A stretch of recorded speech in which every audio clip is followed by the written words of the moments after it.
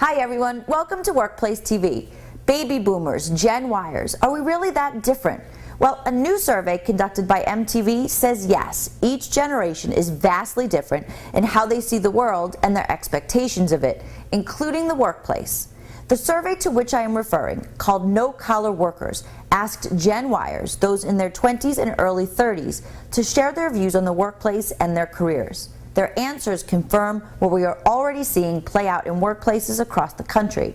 The 80 million Gen Yers, also known as Millennials or the Boomerang generation, have very different ideas of how an organization should function than the 76 million Boomers, who are currently the ones holding the corporate reins.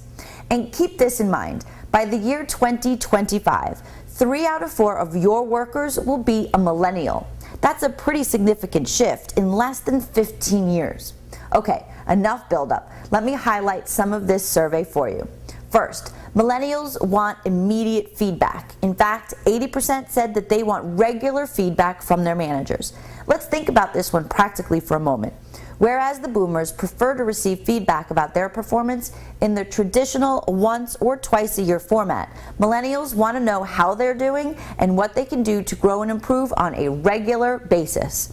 Second, no surprise considering what I just told you, Millennials said that they don't want a hierarchy or command and control leadership. They believe that Ideocracy should be what drives the organization, where everyone is heard from and the best idea wins, regardless of the idea generator's status or tenure within the organization.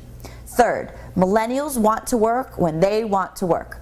Boomers, I know you like the traditional 9-to-5 format. It works for you, or at least it did. But that was when the world was a much slower, smaller place. That's not the same world that the Millennials grew up in and are comfortable with. In fact, ponder this.